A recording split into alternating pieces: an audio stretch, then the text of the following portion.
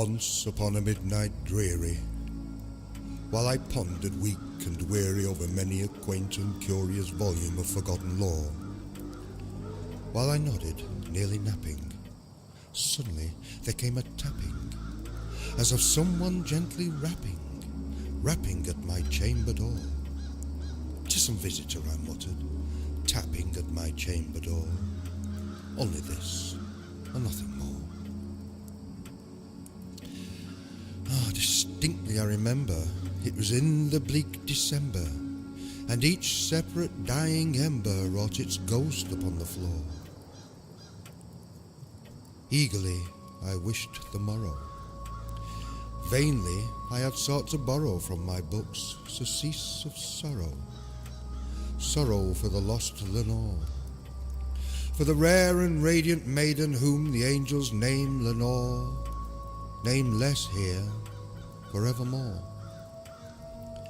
And the silken, sad, uncertain rustling of each purple curtain thrilled me, filled me with fantastic terrors never felt before. So that now, to still the beating of my heart, I stood repeating, "'Tis some visitor entreating entrance at my chamber door. Some late visitor entreating entrance at my chamber door. This it is, and nothing more." Presently, my soul grew stronger. Hesitating then no longer, "Sir," said I, "or madam, truly your forgiveness I implore. But the fact is I was napping, and so gently you came rapping, and so faintly you came tapping at my chamber door, that I scarce was sure I heard you. Here I opened wide the door. Darkness there, and nothing more. Deep into that darkness peering, long I stood there, wondering, fearing, doubting, dreaming dreams no mortal ever dared to dream before.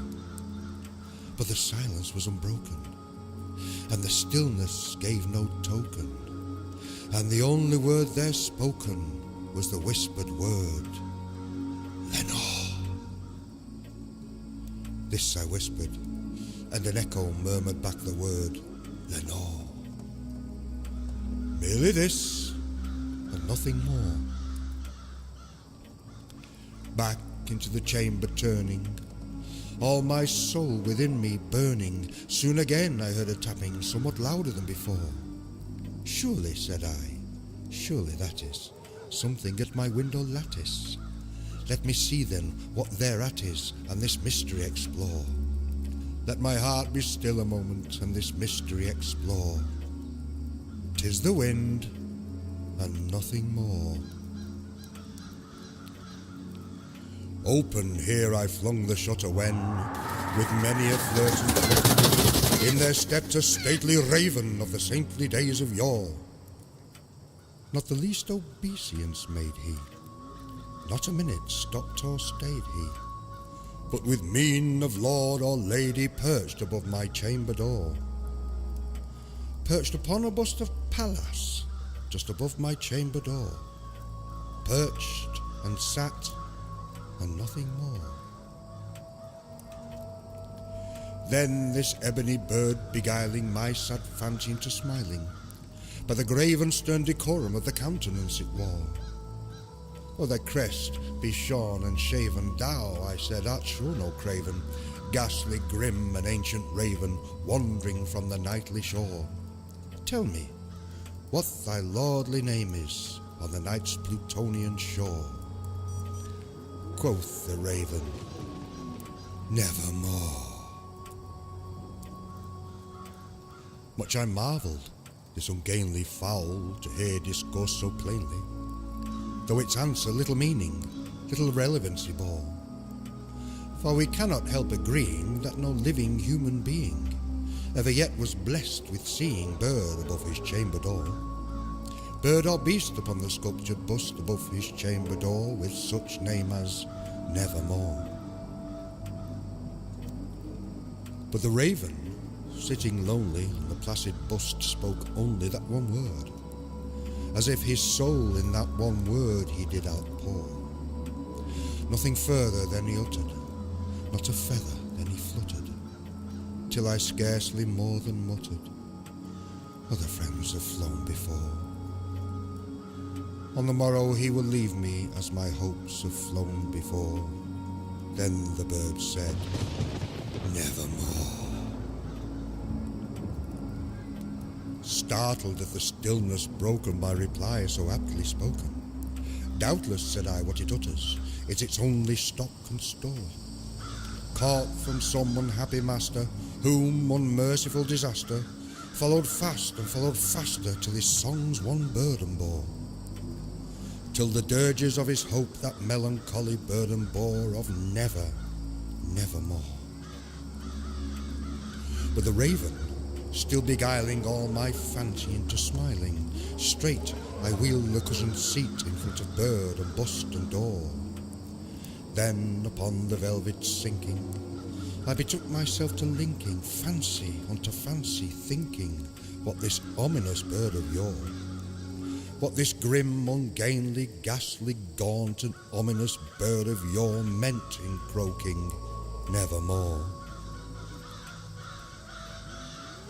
This I sat engaged in guessing, but no syllable expressing to the fowl whose fiery eyes now burned into my bosom's core. This and more I sat divining, with my head at ease reclining on the cushion's velvet lining that the lamplight gloated o'er, but whose velvet violet lining with the lamplight gloating o'er she shall press nevermore.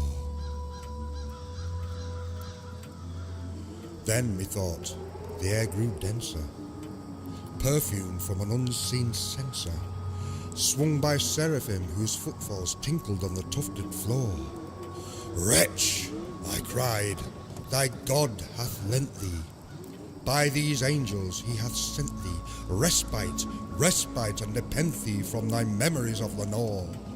Quaff, oh quaff this kind nepenthe, and forget this lost Lenore. Quoth the raven, nevermore. Prophet, said I, thing of evil, prophet still if bird or devil, whether tempter sent or whether tempest tossed thee here ashore, desolate yet all undaunted, on this desert land enchanted, on this home by horror haunted, tell me truly, I implore, is there balm in Gilead? Tell me, I implore. Quoth the raven, nevermore. Prophet, said I, thing of evil, prophet still if bird or devil, by that heaven that bends above us, by that God we both adore, tell this soul with sorrow laden, if within the distant Aidenn it shall clasp a sainted maiden whom the angels name Lenore, clasp a rare and radiant maiden whom the angels name Lenore. Quoth the raven, nevermore. Be that word our sign of parting, bird or fiend, I shrieked upstarting, get thee back into the tempest and the night's Plutonian shore.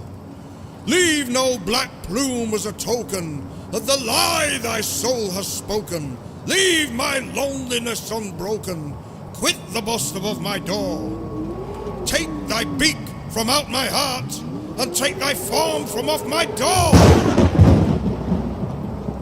Quoth the raven, nevermore.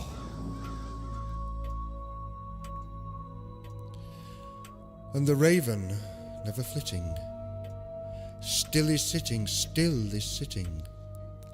on the pallid bust of Pallas just above my chamber door. And his eyes of all the seeming of a demon's that is dreaming, and the lamplight o'er him streaming throws his shadow on the floor. And my soul from out that shadow that lies floating on the floor shall be lifted nevermore.